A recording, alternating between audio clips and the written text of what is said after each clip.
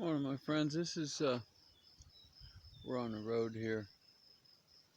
This is a mowed access from the road to the region of our farm, which I call the East Hayfield.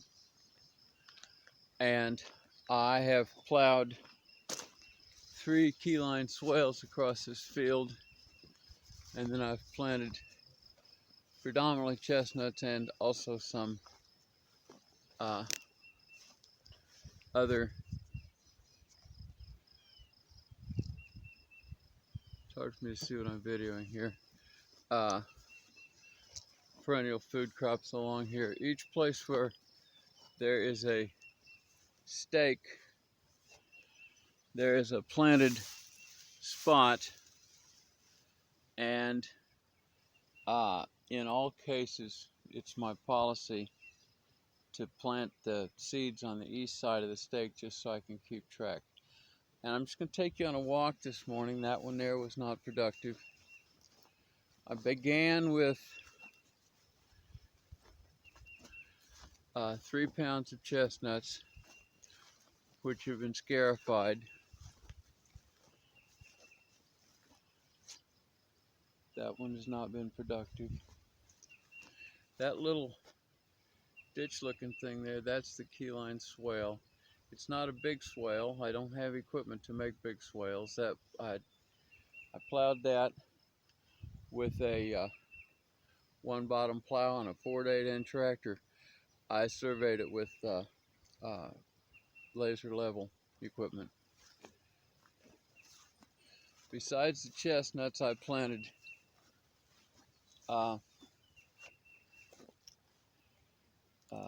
hazelnut bare-rooted seedlings, which I got from the Missouri Department of Conservation, on the same row. And this is one we're looking at. This right here, that's the hazelnut, and I will show you those as we go along. And this is just a walk. I remowed yesterday here.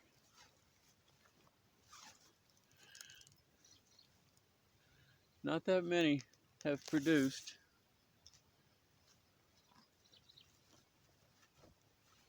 The hazelnuts have done well. Here's another hazelnut.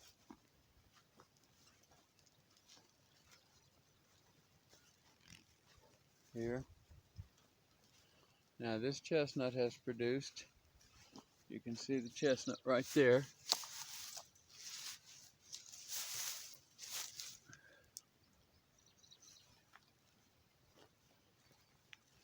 Hazelnut.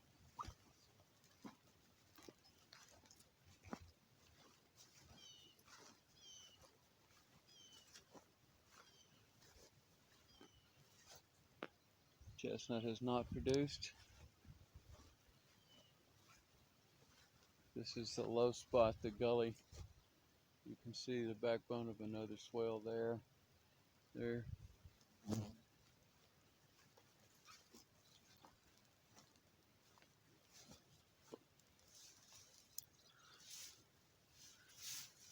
This chestnut is not produced.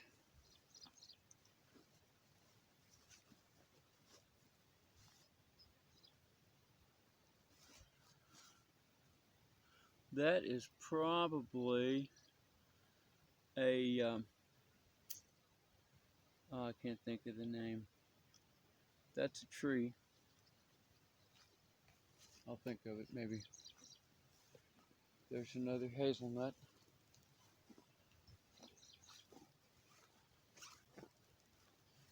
That's a mulberry right there, and another mulberry right there.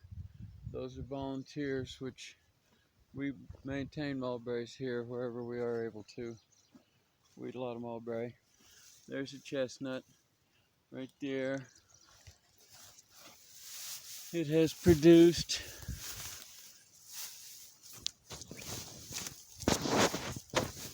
Mark Shepard uses a system he refers to as stun, sheer, total, utter neglect. I don't quite do that just because I like to look at them. I think his concept is correct. I just like to see what's going on, and so I mess around out here. There's another hazelnut.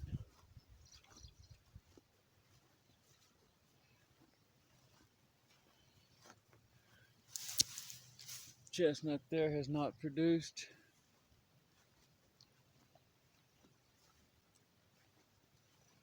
Another hazelnut.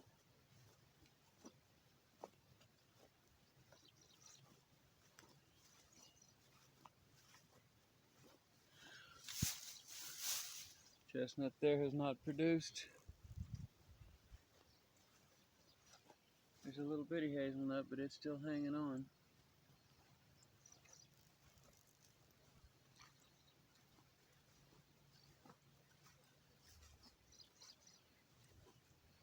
Chestnut here has produced. This lane goes around and into another section of the farm. We're not going there today. This is a volunteer oak tree. I'm leaving it here even though it's only a foot from this chestnut. We'll see how this all comes out. Oaks make food too. In there, you can't see it, but that's an excavated area that was built by previous owners of this farm. Out there's a kind of a long look across the grassy bottoms. The forest runs along a seasonal creek bank. We work in the forest to try to upgrade it to trees which are more to our liking, trees which are more beneficial to us. There's another no production. There's another hazelnut. Looking pretty scruffy, but still alive. Here's another back in there. I don't know if you can see it at all. Is a keyline swale.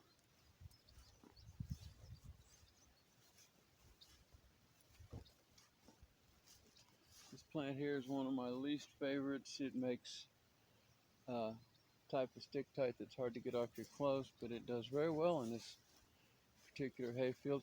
If you notice, this grass is poorly. There's a hazelnut. It's got a lot of competition, but it's still hanging on.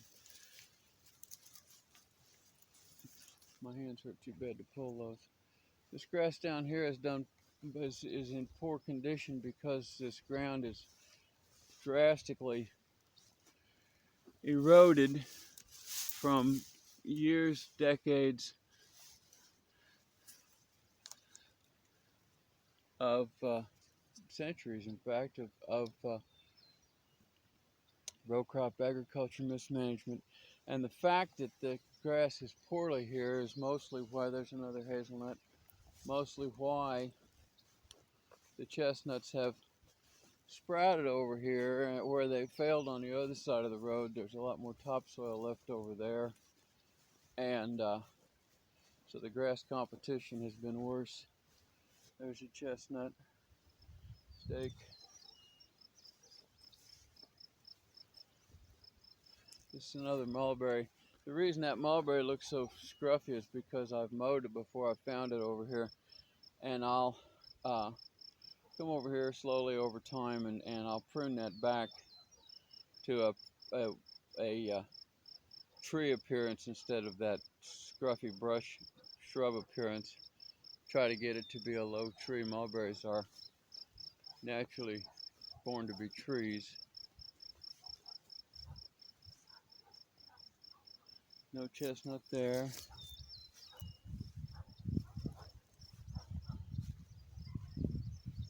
Good hazelnut. This is shrubby mulberry.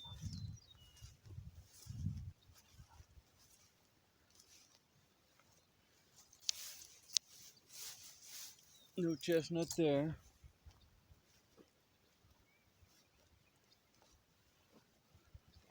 I think this one is planted to be a pecan, not a chestnut, but whatever it's planted to be, it's not there. I planted a few woody perennials. That's poison ivy, which does real well here. Lots of poison ivy around the root of this stake, and so far no chestnut has attempted to come up and compete with that poison ivy. Another little hazelnut there.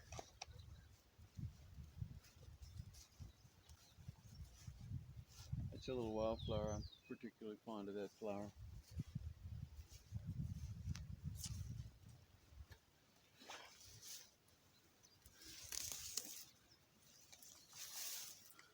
I'm not sure.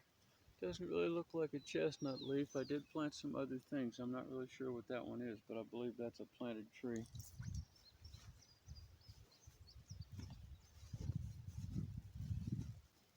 Another hazelnut.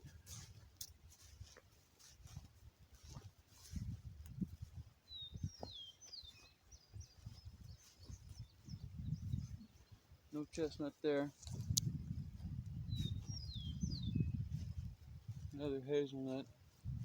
From where we are, if you look up there, you can see the last lane we just walked, and there's one of the stakes, and there's one of the stakes. So we're up in that general area. There's another hazelnut. Chestnut has successfully sprouted here. This mound here, that's the furrow slice that came out of the swale. So the swale is dug in, and then the furrow slice is on the downhill side of it. There's another hazelnut. And the furrow slice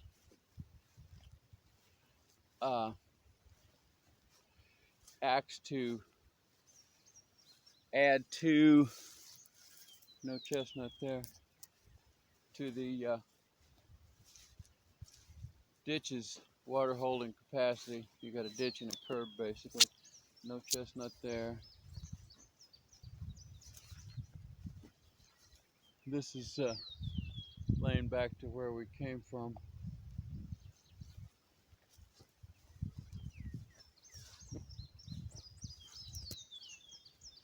This is called cup plant. It's a naturally occurring wild perennial forb.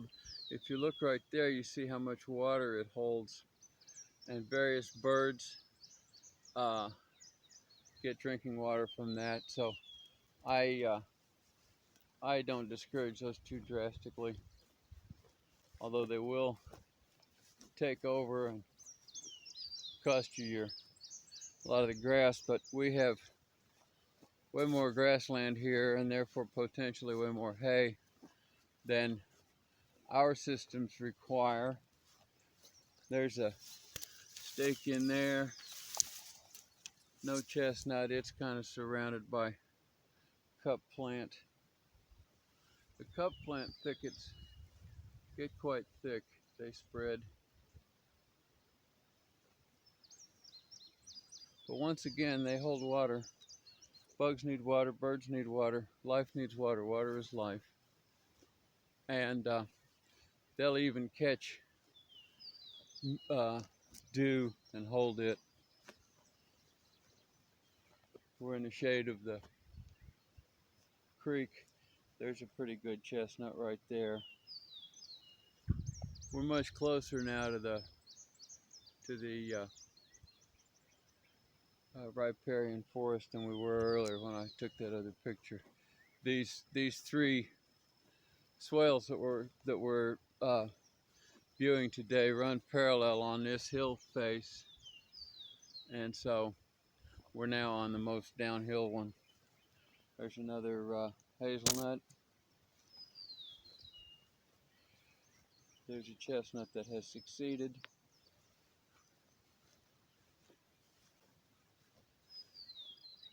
There's another hazelnut. There's an oak. I just mowed around it because, as I said, oaks make food. They're not they're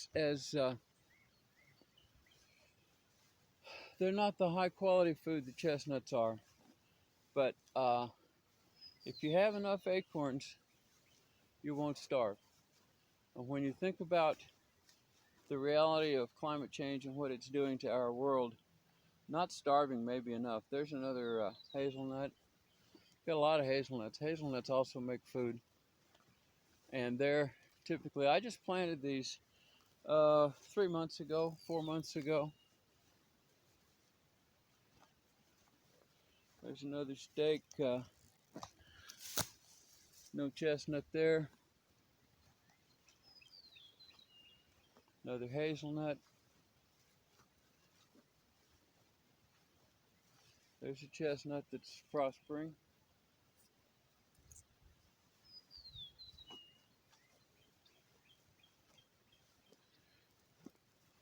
I'm not showing you the other side of these lanes because everything that's planted, these lanes are on the downhill side of the swales and of the planted crop. There's another hazelnut.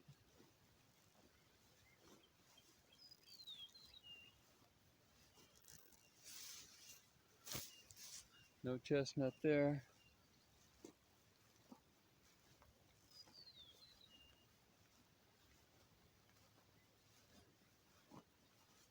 There's another hazelnut. That one's just hanging on, but it's hanging on. Alive is a lot better than dead.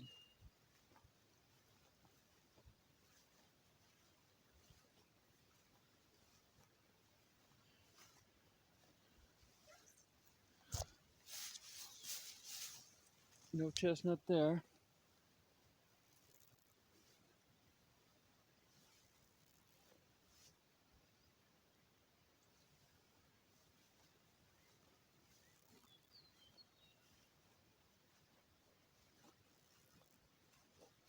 There's a chestnut there, and it's prospering.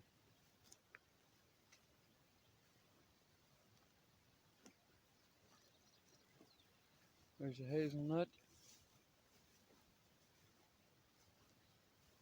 There's a hazelnut.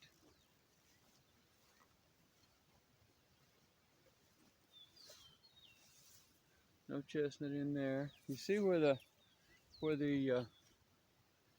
land is the richest and therefore the grass the most prosperous.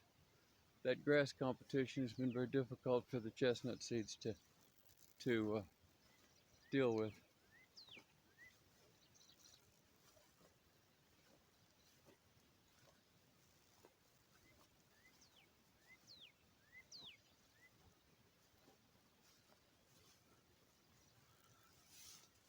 Not there. This is the longest swale, but not the most successful. Up there is that excavated area that I showed you earlier in the video. That other swale ends up there. This one goes on around the lane here. Somewhere in here I ran out of hazelnut seedlings. I'm not exactly sure where anymore. When I planted all this, this was all completely mowed. I mowed the whole lot down like so it looked like a yard. There's no chestnut there. We may be past the last hazelnut.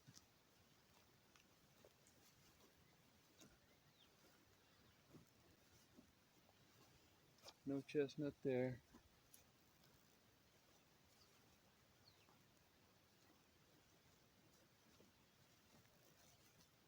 There's another mulberry.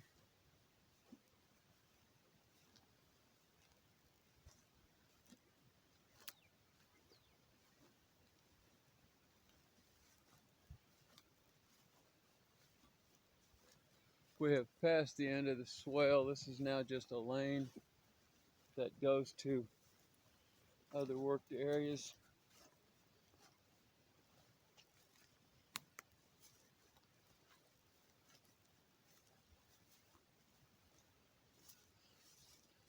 I've got a chestnut over here that I planted a pair of trees, hoping they would both live and I would have a productive spot. Naturally, one of them died, so I have one chestnut.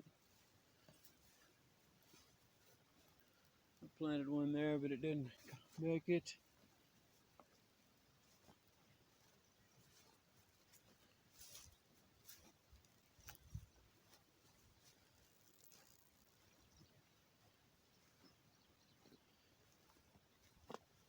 One there, but it didn't make it.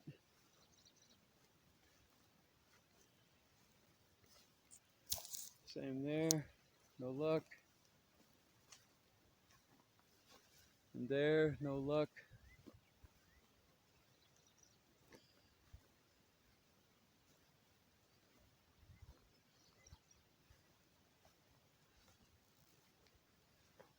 There go two kingfishers flying away from this pond.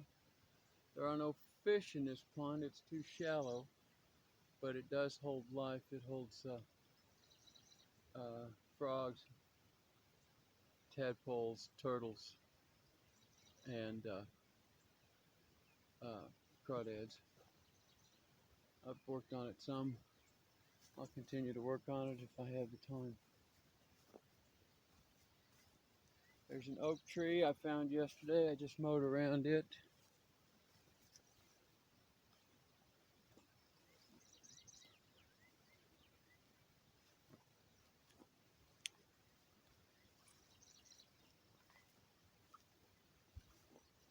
It's hard to see in this clump of grass, but there's a surviving chestnut seedling in here.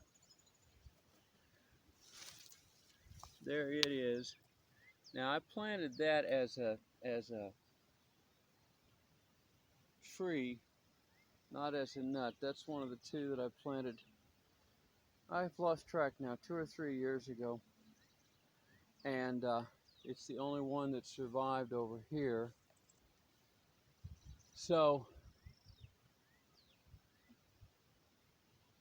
the reason I planted those that I just showed you, which are on the other side there, was to try to get something within pollinating distance. I don't know how chestnuts pollinate, so I don't know if those farther away trees will be able to pollinate this one or not. There's another view as you go down. That's the riparian creek again. I have planted chestnuts along that creek. I'm not going to walk that zone this morning, but there are a few, even in that deep shade, there are a few sprouts. This is a lane that we didn't walk that takes us back over to the uphillmost swale at the far end from where we began. I'll take you over there. Now this region up here, I haven't put any swales or planted anything in it. I don't know how well you can see it. If you look down here, it's fairly easy to see that this is sparse and poor grass. This is there, that tells you that this is poor soil. And sadly enough, that means I'll have more luck with chestnuts and hazelnuts if I plant them up there. I also want to get a goodly amount of elderberries started. I tried that last year, but it didn't succeed. So I need to survey this and plow swales that run horizontally across this field. Not purely horizontally, of course, but with the contour lines. This is the uphill side of that excavation that I've talked to you about. Back in there in those trees, there's a great big hole. It was once what's called a trench silo for storing cattle forage. Now it's just a hole in the ground and a mess and junk and thrown up.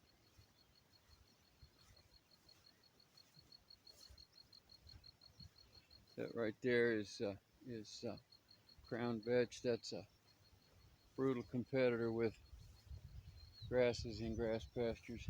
There's a look at the beginning of one of my little swales.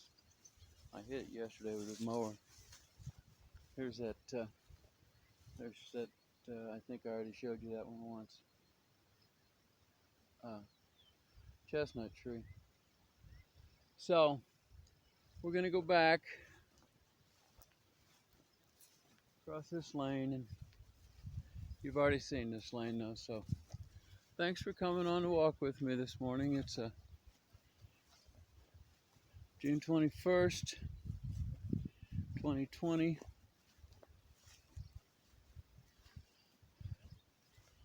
I'm close to turning 73 years old, and I've just begun this project. So how much of it I will live to see come to fruition is impossible to know. But I didn't know to start it sooner, so I didn't. I started it when I did. They say the best time to plant a tree is 20 years ago, and the second best time is now. Thank you for coming along.